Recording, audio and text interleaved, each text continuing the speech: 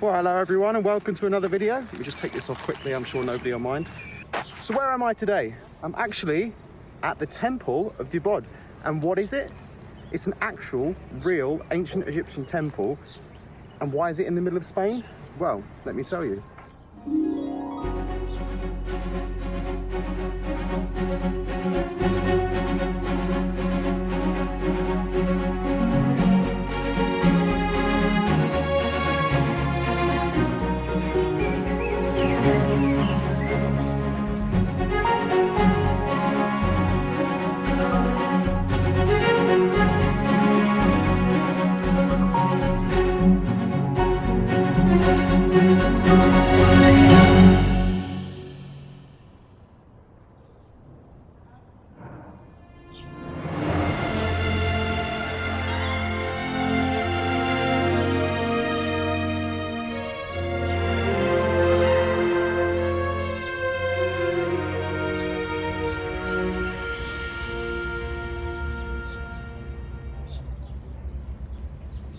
So, in the 1960s, when they were constructing the Aswan High Dam in Egypt, there was a lot of temples that were in danger of being submerged. So, what did they do?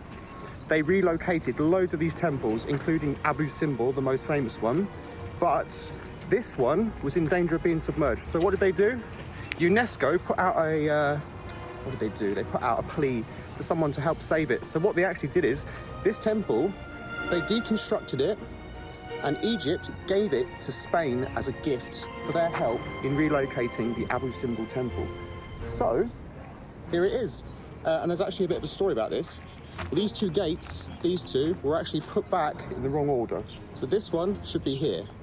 Don't know why they put it around the wrong way, nobody knows. But there's been a bit of an outcry about this temple because of all the old ancient Egyptian temples, this one is still left exposed to the elements. So at the beginning of last year, they made the decision that they're going to completely cover this whole structure. I'm not sure with, maybe a glass structure, but it's going to be completely covered at some point. And here it is. So it's an ancient Egyptian temple in the middle of Spain, round the wrong way. So there you go.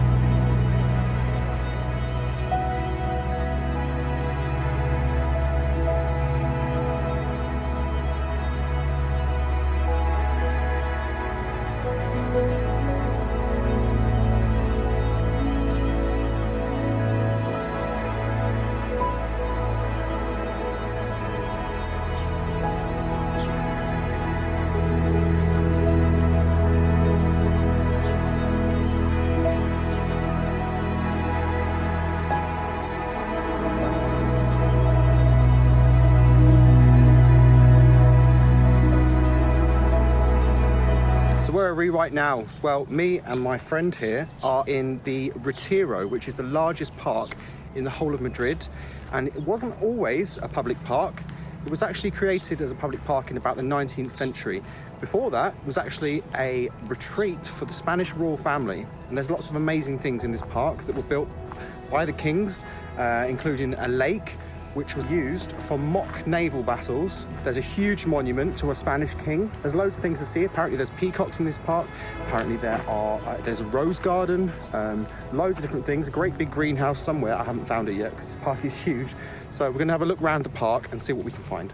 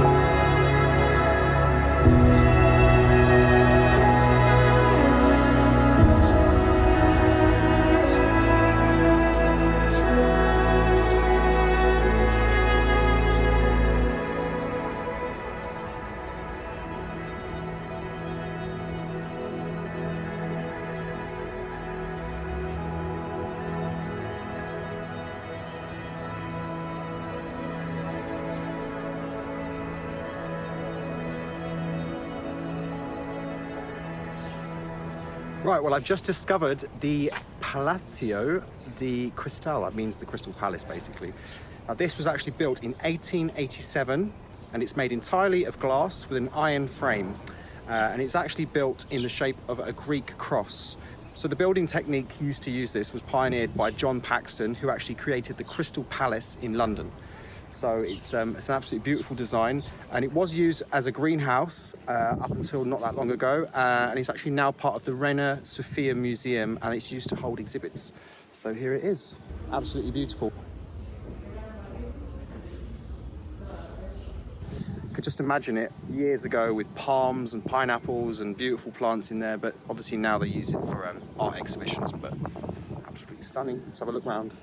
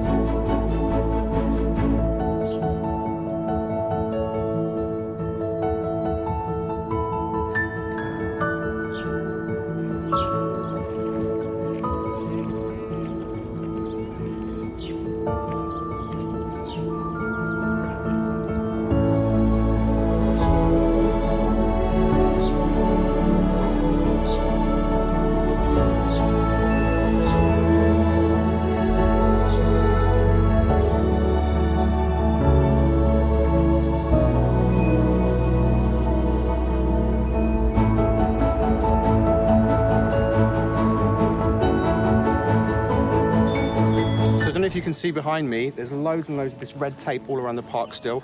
Now, actually, we're quite lucky because the park has only really just reopened properly, because at the beginning of the year, Madrid had some unprecedented amounts of snowfall, and I mean a lot.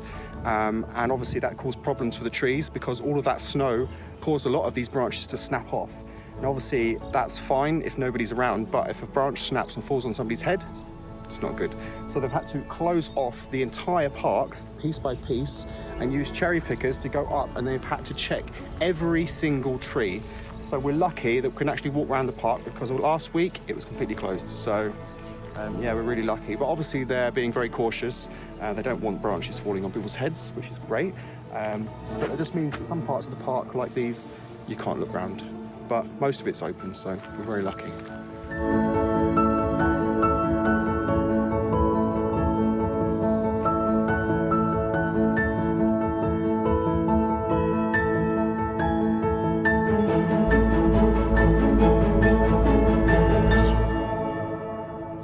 Right, well, it looks like I've just found the rose garden, so let's have a look round.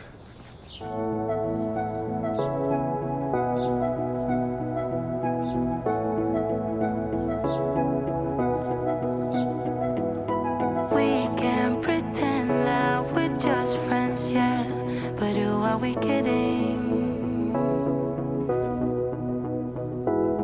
We can pretend that we feel nothing, but if you're game, I am willing to jump, 'cause I've been thinking about crossing the line and just giving. Can I feel it the way I do? 'Cause I've been thinking about you all the time, can't get enough. I wanna make it with you. This time I'm gonna be true. Only you move me to the rhythm.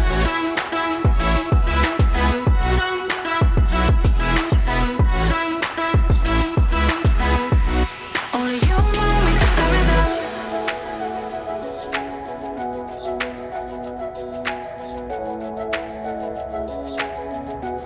Only you move me to the rhythm.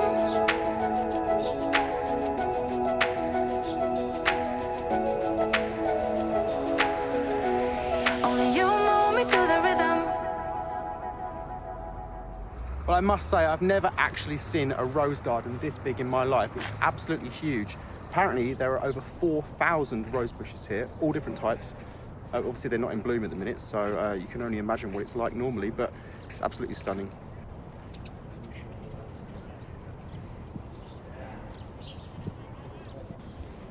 Well, I've just discovered something that reminds me quite a lot of my friend Stephanie and Chateau de Lalande.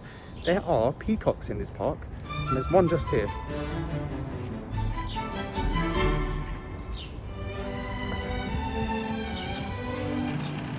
Hello. Do you know Ian? I don't think this one does.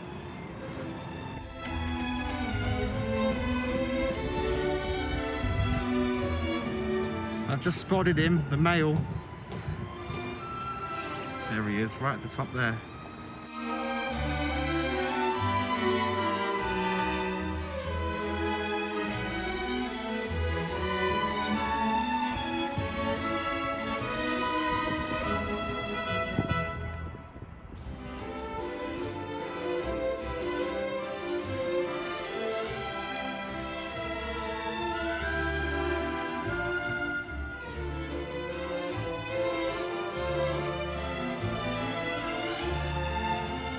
Hello. Aren't you magnificent? Look at that blue. Wow.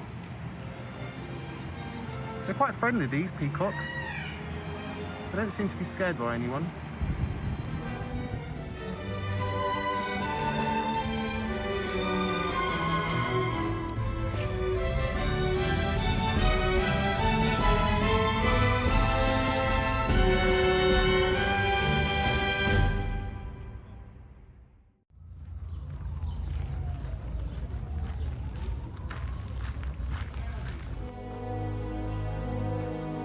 So the next stop on our tour is the monument to Alfonso XII. And he was actually the last Spanish king to die on the throne, and he died really young. He was only 28 years old.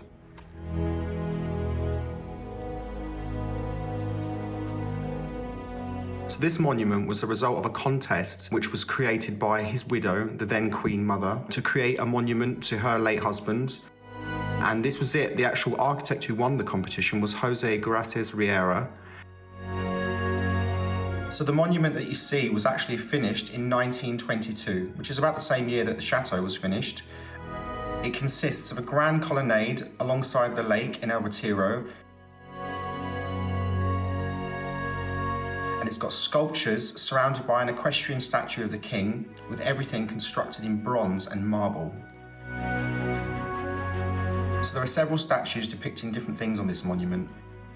You have the statues dedicated to peace, freedom and progress, but also you have other statues that are dedicated to the army, the navy, and also there are bronze sculptures depicting the sciences, agriculture, the arts and industry. And also there's a few mermaids in here as well.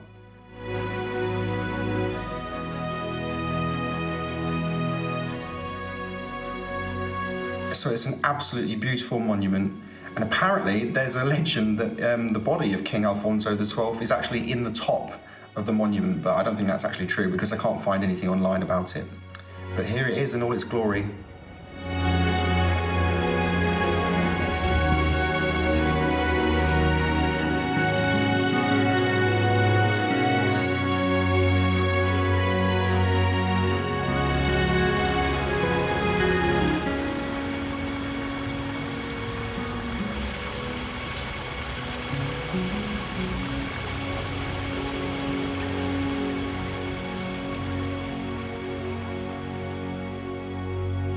Right, well, it's time I headed back home to the centre of Madrid because, well, I've been walking around these two parks for the last 5 hours and my camera battery is almost dead. So if I want to film anything else today, I'm going to get home quick and charge it. So I'll see you back at the apartment.